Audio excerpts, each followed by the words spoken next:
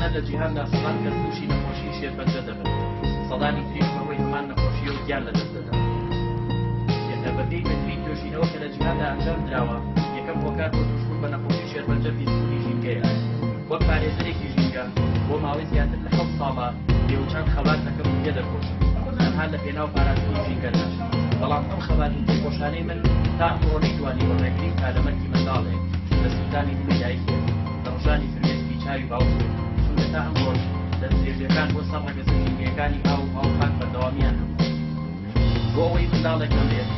بۆ ئەوەی دڵی دایکێک نەسوودێت بۆ ئەوەی فرمێسکی چاوی باوکێک نەبێت با هەمومان لە ئەمڕۆدا کە ڕۆژی گیانی نەخۆشانی شێرپەنجەیە بێتەوە بە باوەڕەوە بەڕێیان بدەین کە نابینەوە هۆکار بۆ پێدان و شێواندنی ژینگە بەڵکو کار دەکەین بۆ پاراستنی گۆشەپێدان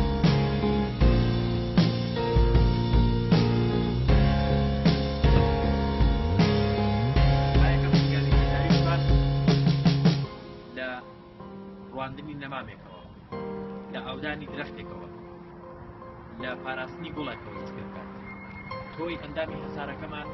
لەبیرت بێت منداڵێک دایکێک باوکێک چاوەڕوانی باوەڕی تۆیە